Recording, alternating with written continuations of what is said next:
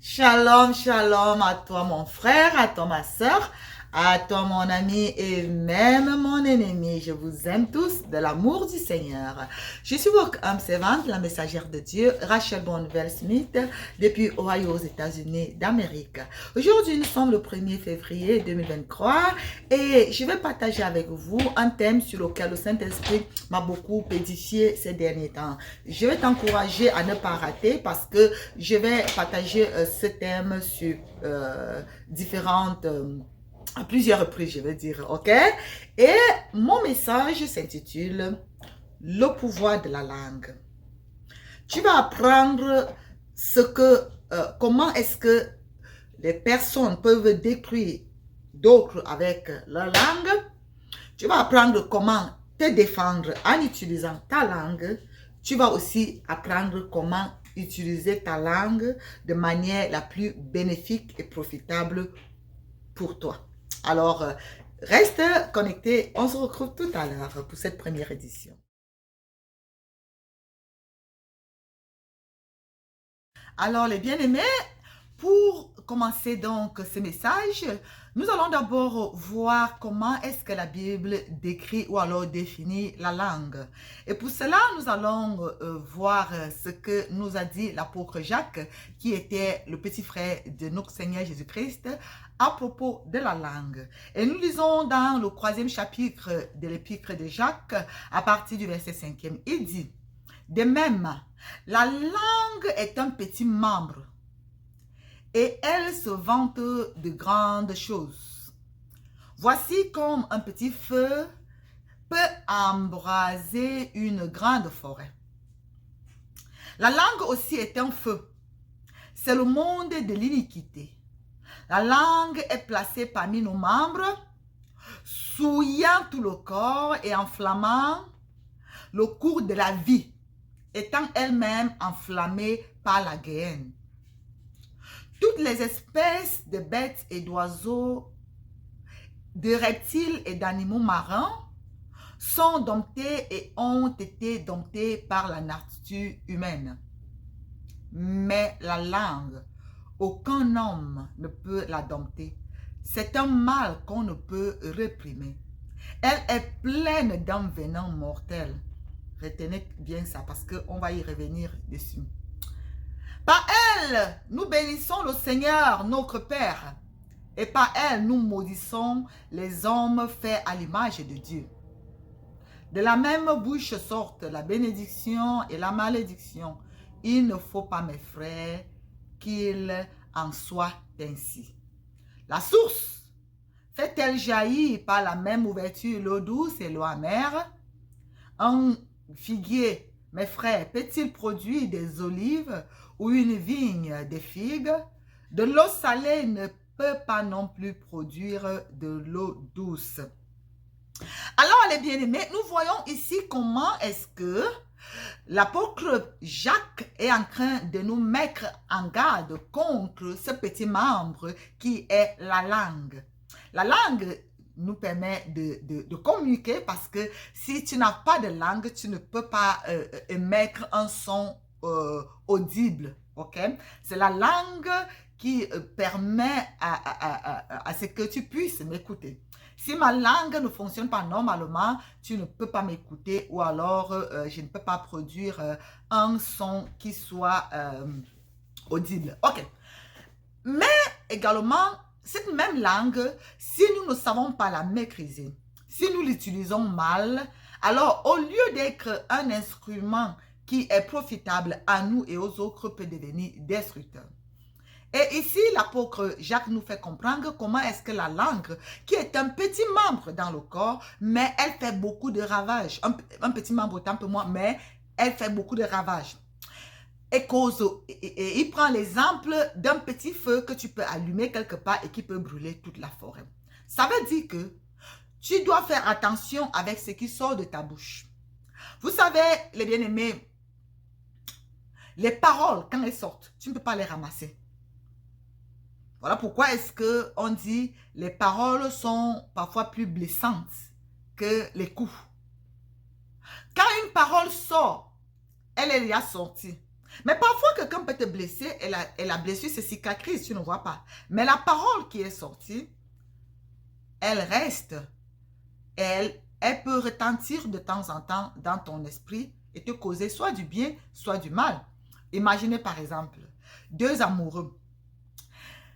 Quand ton chéri te dit de bonnes paroles à l'oreille, il te dit de bonnes paroles, même s'il n'est pas là, ou même s'il n'est plus là, même s'il a déjà quitté ce monde, n'est-ce pas que ces paroles continuent de retentir dans ton esprit? Même si la personne est au loin, c'est comme si sa voix continue à retentir dans ton esprit et tu peux te surprendre étant toute seule en train de sourire, en train de rêvasser, en train de te perdre dans tes pensées. Pourquoi? Parce que une parole, juste une parole, de même également, une mauvaise parole, des paroles blessantes, des paroles injurieuses, des paroles de malédiction peuvent également causer l'effet contraire. Au lieu d'apporter la joie, au lieu d'apporter ce sourire évasif, ça peut plutôt apporter le stress, ça peut plutôt apporter la colère, l'amertume, la tristesse à la personne qui repense quand tu lui as dit des choses très méchantes, très mauvaises et très négatives. Et c'est la raison pour laquelle Jacques nous dit de faire très attention, de nous rassurer que nous maîtrisons notre langue. Parce que Dieu veut que notre langue soit une source de bénédiction. Dieu veut que notre langue soit une source de vie. Mais si nous l'utilisons mal, elle va plutôt devenir une source de malédiction. Alors, est-ce qu'avec la même langue, on peut bénir le Seigneur? Mon Dieu, je t'aime, je t'adore. On le loue, on l'exalte, on le célèbre, on raconte ses merveilles. Et avec la même langue, tu commences à maudire l'homme que Dieu a créé à son image. Ça veut dire que ta langue est en même temps comme une source qui donne de l'eau potable et en même temps de l'eau empoisonnée, si je peux ainsi dire. Ou alors comme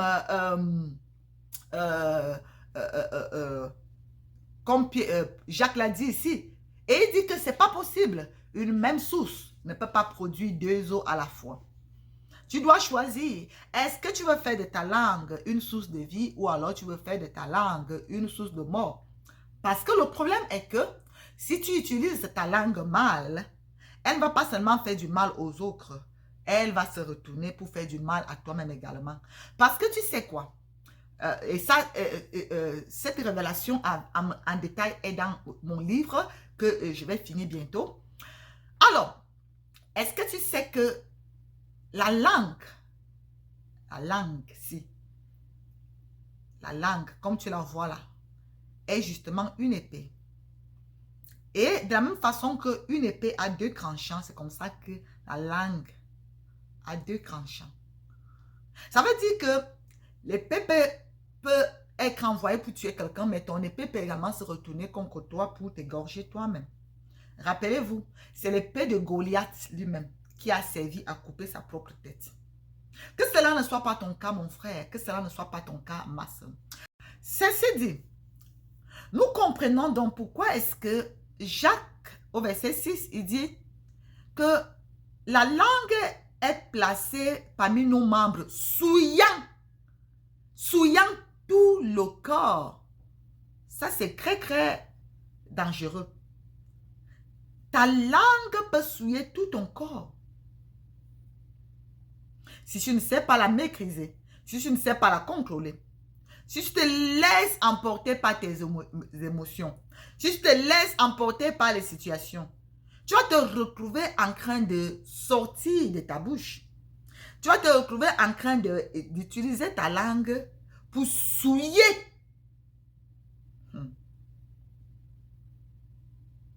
tout ton corps. Ça, c'est très dangereux. Vous savez, les bien-aimés, je m'arrête d'abord là. La parole de Dieu nous fait comprendre que toute parole qui sort de la bouche de Dieu, Jésus-Christ a dit, les paroles que je vous ai dites sont esprit et vie. esprit et vie. Si donc la parole de Dieu est esprit et vie, qu'en est-il de la parole du diable? La parole du diable aussi est esprit, mais est mort. Qu'est-ce que j'entends par parole du diable?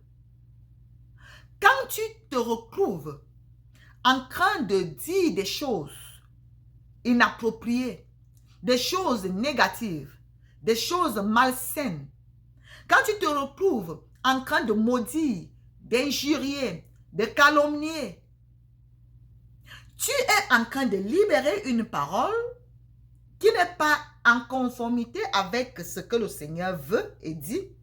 Donc, tu es en train de libérer en fait une parole inspirée par l'esprit de Satan. Et si c'est donc inspiré par le mauvais esprit, ta parole est esprit mais mort. Ça produit plutôt la mort. Voilà pourquoi est-ce que Jacques dit ici que cette parole, la langue va donc maintenant commencer à souiller tout ton corps et enflammant le cours de ta vie. Ça devient donc comme un feu qui va commencer à détruire, à embraser le cours de ta vie. Ta vie devait aller comme ça. Mais à cause de ce feu qui est maintenant en train de brûler, ça part dans une autre direction. Tu devais t'avancer à un certain niveau, posséder certaines bénédictions. Mais à cause du feu qui est maintenant sur le cours de ta vie, ces bénédictions-là se retrouvent consumées. Et il dit, elle étant enflammant le cours de la vie, étant elle-même enflammée par la guerre. Les bien-aimés, Dieu nous a donné notre langue pour que nous en fassions bon usage. Que tu sois enfant de Dieu, serviteur de Dieu, païen, peu importe qui que tu sois, sache que toute parole qui sort de ta bouche est motivée, inspirée par un esprit. Et si ce n'est pas par l'esprit de Dieu, c'est pas l'esprit du malin. Et si ce n'est pas l'esprit de Dieu, elle va produire la vie, la paix, la joie, l'amour, des bonnes choses. Mais si ce n'est pas l'esprit du malin, elle va produire tout le contraire. Alors, c'était juste comme ça, l'introduction à ce message. Tu vas entendre des choses qui vont complètement changer ta façon d'ouvrir ta bouche. À partir de ce message, dorénavant, avant de dire une parole, tu vas d'abord la peser, la mesurer avant de la libérer. Parce que par ta langue, tu peux te détruire, détruire les autres, ou alors tu peux te construire et construire les autres. Et ne te trompe pas. Ne pense pas que tu peux utiliser ta langue mal contre les autres et utiliser ça bien pour toi-même. Ça ne marche pas comme ça. Ok? Parce que Jacques dit ici qu'une même source ne peut pas faire jaillir l'eau douce et l'eau amère. Donc ne pense pas que j'utilise seulement ma langue pour dire les mauvaises choses aux autres, pour maudire les enfants des autres. Mais j'utilise ma langue pour bénir mes enfants. Tu souilles ta langue. Quand ta langue est déjà souillée par la malédiction, par les mauvaises paroles, même quand tu vas vouloir dire ce qu'il y a de bon, c'est déjà la source souillée. Ça ne va pas donner l'eau douce là. Ce sera déjà l'eau amère, une eau empoisonnée. Donc, tu vas te retrouver, quand tu penses que j'ai béni mon enfant, j'ai béni mon frère, j'ai béni ma soeur, alors que tu passes le temps à manger les autres, tu ne peux pas bénir ce que tu aimais, ce que tu aimes autant pour moi et que tu veux bénir. Tu vas seulement les maudire. Ok? Alors les bien-aimés, c'était juste comme ça l'introduction et on se retrouve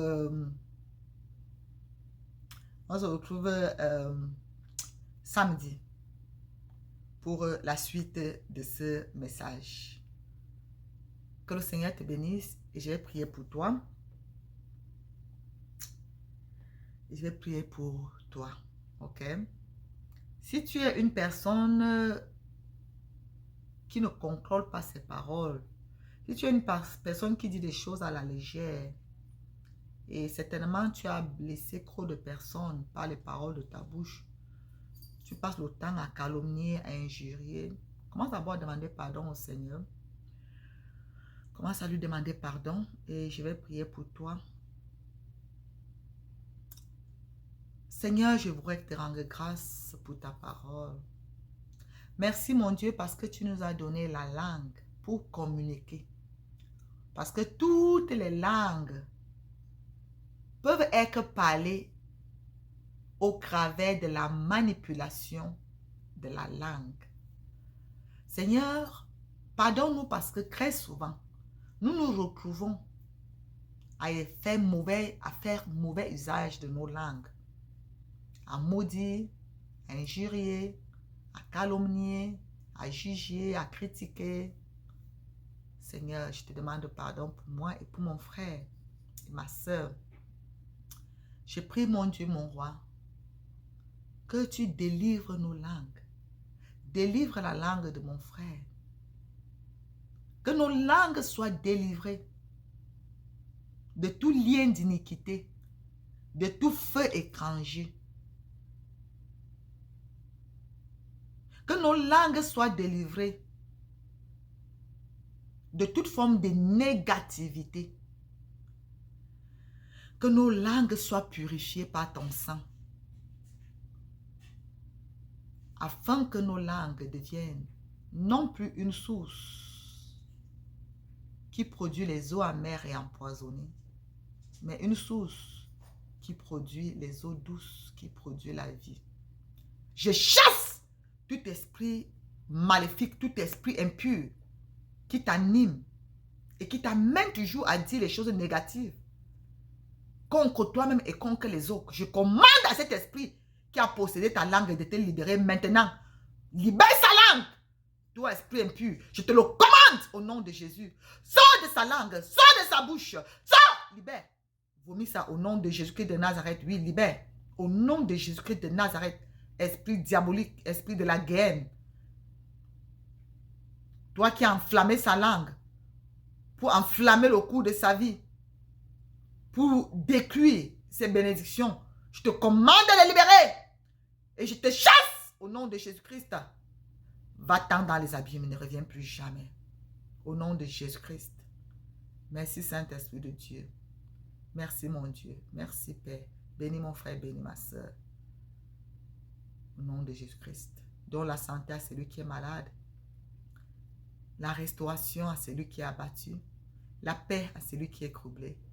Et surtout à celui-là qui ne te connaît pas encore. Donne-lui, Seigneur, de t'accepter et de te recevoir comme son sauveur et Seigneur personnel. De se repentir, de s'humilier et de crier à toi dans sa détresse. Merci Père, je t'aime, je t'adore. Je bénis mon frère au nom de Jésus-Christ. Amen. Amen. Voilà les bien-aimés, c'était juste comme ça l'introduction, la première partie de ce message, le pouvoir de la langue. Je suis et je reste votre âme servante et je vous aime tous, mais ne l'oubliez jamais, Jésus-Christ vous aime bien plus. Shalom, shalom et à bientôt dans la paix du Seigneur.